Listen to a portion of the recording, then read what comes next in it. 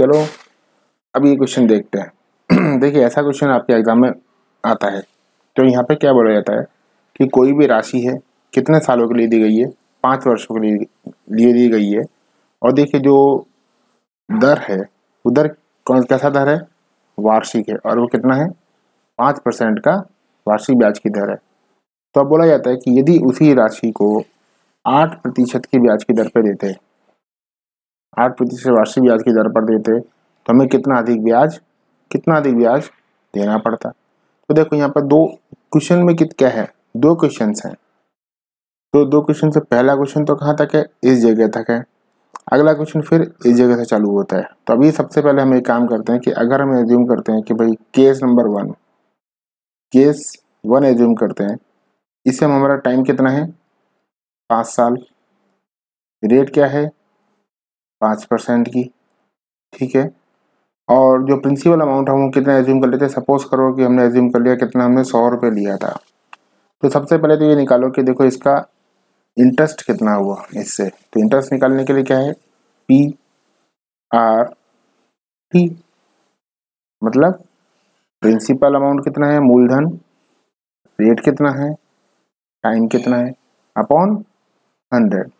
तो देखो अब ऐसा ही जब निकालेंगे तो प्रिंसिपल कितना हमारा 100 रुपये, रेट कितना है हमारा 5% का, और टाइम कितना हमारे पास में 5 साल का।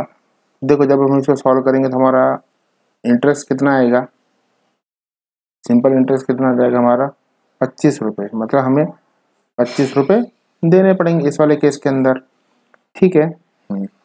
अब देखो अब आगे चलते हैं।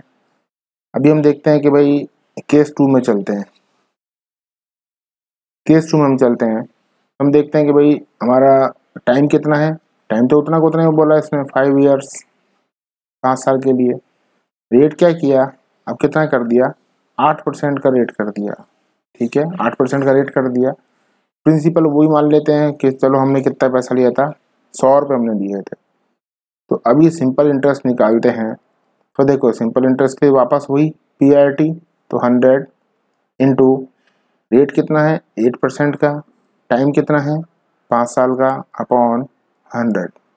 तो देखो ये 100 से 100 कैंसिल हो जाएगा, तो हमारे पास इंटरेस्ट कितना आएगा 40 रुपये। तो इसका मतलब क्या हुआ कि अगर हम पहले वाले केस में लेते हैं तो हमें ब्याज कितना देना पड़ रहा है 25 रुपये, दूसरे वाले केस में हम देखते हैं तो हमें ब्याज कितना देना पड़ रहा है 40 रुपये। तो हमारा क्वेश्चन क्या चाहता है कि हमें क्या देना पड़ेगा, कितना अधिक ब्याज देना पड़ेगा, अधिक ब्याज देना पड़ेगा। इसका मतलब क्या करो, जो दूसरे वाले केस में जो ब्याज हमें देना पड़ रहा है उसमें से पहले वाले केस का ब्याज माइनस कर दो। तो देखो 40 में से आप क्या करो 25 माइनस कर दो, तो आपके हाथ में कितना बचेगा 15। इसका मतलब हमें कितना ब्याज अधिक देना पड़ेगा 15 रुपये अधिक देना पड़ेगा हमें ब्याज, ठीक है ना, बहुत आसान, ठीक है। तो देखो ये तो हुई मेथड की बात कि आप इस तरीके से मेथड से कर सकते हैं, लेकिन आप इसको एक ट्रिक से भी सॉल्व कर सकते हैं। और देखिए वो ट्रिक क्या कहता है, वो ट्रिक कहता है कि भाई ब्याज का रेट कितना है, टाइम तो देखो दोनों केस में क्या है फिक्स है, दोनों केस में फिक्स टाइम है, रेट है ये वेरी कर रही है। दूसरे वाले केस में रेट कितनी है 8, पहले वाले केस में रेट कितनी है 5%। तो आप एक काम करें दोनों का डिफरेंस निकालने कितना आया, इसका मतलब 3% आपको एक्स्ट्रा लग रहा है। तब 3% जो एक्स्ट्रा लग रहा है तब 3% पे कैलकुलेट करके देख लें कि हमें कितना इंटरेस्ट देना एक्स्ट्रा देना पड़ रहा है। तो प्रिंसिपल वही मान लो, वही हमने 100 रुपये लिए थे, रेट कितना हो गया 3% का, टाइम कितना हमारा 5 साल का, इसको अपॉन 100 कर लो। तो देखो कितना आ गया आपके पास में 15 रुपये आपके पास में आ गया। तो आप ऐसे भी कर सकते हैं, या तो आप इस पैटर्न को फॉलो कर लें या फिर आप इससे इजीली सॉल्व कर लें, जैसा भी आपको मेथड अच्छा लगता है आप उसको फॉलो कर सकते हैं, ठीक है। चलिए अब इसके लिए एक प्रैक्टिस कर लेते हैं।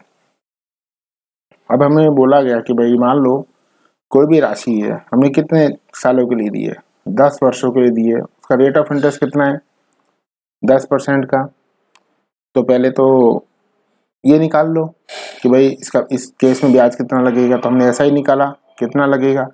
एज्यूम किया कि भाई 100 रुपये लिए थे, क्या रेट है 10% का, कितना टाइम है 10 साल का, अपॉन 100, तो हमें ब्याज कितना देना पड़ा, ऐसा इक्वल टू कितना देना पड़े हमें 100 रुपये का हमें ब्याज देना पड़ा, किसमें, फर्स्ट वाले केस के अंदर। ठीक है, अब सेकंड केस सॉल्व कर लेते हैं।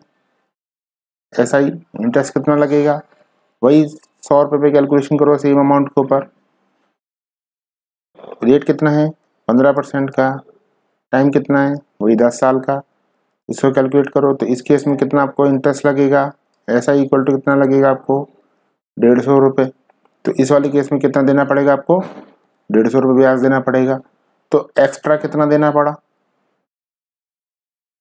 तो क्या करो 150 में से 100 माइनस कर लो, तो आपको कितना एक्स्ट्रा देना पड़ेगा 50 रुपीज़ आपको एक्स्ट्रा देना पड़ेगा। ठीक है, आप चाहें तो ट्रिक का यूज़ करके देखें। तो देखो ट्रिक का यूज़ करेंगे तो रेट में डिफरेंस कितना है, बाद वाले रेट है कितना 15%, पहले वाला रेट कितना है 10%, इन दोनों का डिफरेंस कितना है 5%। इसका मतलब आपको क्या होगा 5% आपको एक्स्ट्रा ब्याज लग रहा है। तो आप ये निकाल लो 5% से कितना ब्याज होता है। एज्यूम कर लो कि हमने 100 रुपये उधार लिए थे, रेट कितना लगा हमें 5% का लगा। ठीक है, कितने समय के लिए लिया हमने 10 साल के लिए लिया, तो 10 रख लो, यहाँ पर अपॉन 100 कर लो, तो क्या हुआ ऐसा इक्वल टू कितना आ गया 50। तो इसका मतलब हमें कितना रुपये लगेगा 50 रुपये एक्स्ट्रा लगेगा।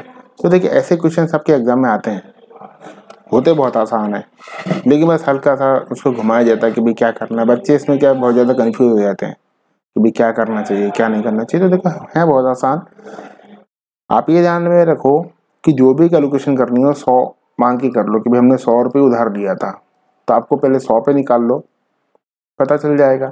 अगर प्रश्न में खुद में दिया हुआ हो कि भाई कितना अमाउंट है, तो हम उसको तो बहुत आराम से सॉल्व कर सकते हैं। लेकिन जब दिया हुआ नहीं है कितना अमाउंट है, तो हम एज्यूम कर लेते हैं हमने 100 रुपये लिया था, 100 रुपये कैलकुलेशन कर लें सेम पहले वाले केस की और दूसरे वाले केस की, दोनों की आप कैलकुलेशन कर लें, आपको आंसर पता चल जाएगा कितना है।